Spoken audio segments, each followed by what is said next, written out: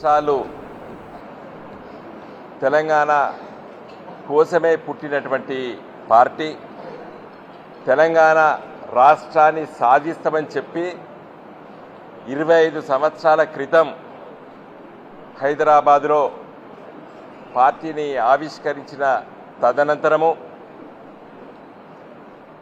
కరీంనగర్ సింహగర్జన సభ తర్వాత వరంగల్లో మన గవర్నమెంట్ జూనియర్ కాలేజ్ గ్రౌండ్స్లో జూలై మాసంలో పెట్టినటువంటి ఒక గొప్ప బహిరంగ సభ ద్వారా యావత్తు తెలంగాణ ప్రజలకి గులాబీ జెండా నాటి టీఆర్ఎస్ పార్టీ నేటి బీఆర్ఎస్ పార్టీ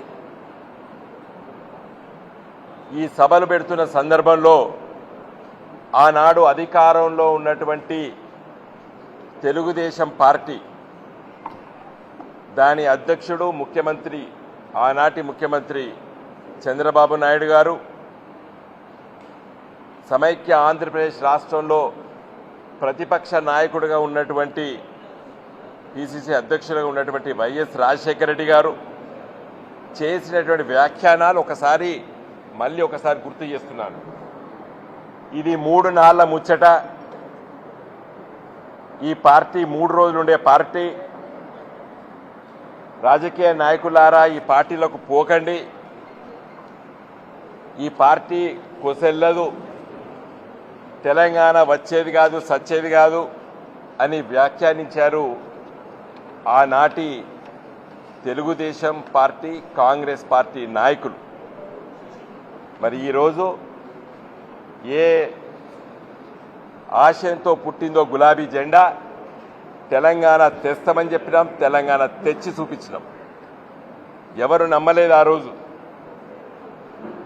తెలంగాణ తెచ్చి చూపించినాం. వచ్చిన తెలంగాణని 10 సంవత్సరాలు ఈ తెలంగాణ రాష్ట్రాన్ని ఒక గొప్ప రాష్ట్రంగా తీర్చిదిద్దినాం.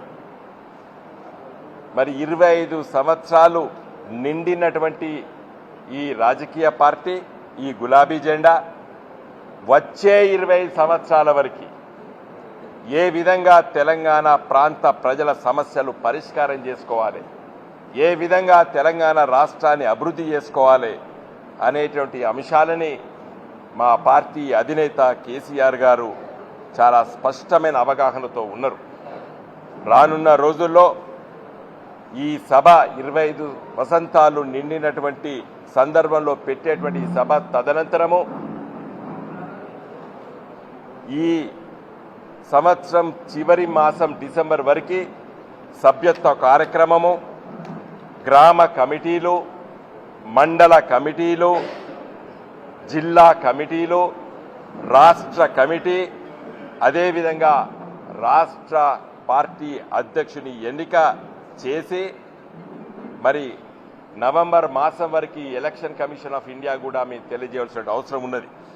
కాబట్టి కేసీఆర్ గారి నాయకత్వాన ఈ పార్టీ కార్యాచరణ చాలా ఉధృతంగా రానున్న రోజుల్లో ఉంటుంది. ఈ ప్రజా వ్యతిరేక విధానాలు అవలంబిస్తున్న కాంగ్రెస్ పార్టీపై ఏ రకంగా పోరాటం చేయాలి అని చెప్పేసి మరొక్కసారి తెలంగాణ బిడ్డలందరూ కూడా ఈరోజు ఆనాడు ఉద్యమంలో రాజకీయ పార్టీలకు అతీతంగా ఏ రకంగానైతే అన్ని వర్గాలు జై తెలంగాణ అనేయో ఆ రకంగా 25 సంవత్సరాలు పూర్తి చేసుకున్న సందర్భంగా ఏప్రిల్ 27వ తారీఖు నాడు కేసీఆర్ గారు ఇచ్చే ఉపన్యాసానికి దిశానిర్దేశానికి తెలంగాణ ప్రజలందరూ కూడా ఎదురు చూస్తూ ఉన్నారు.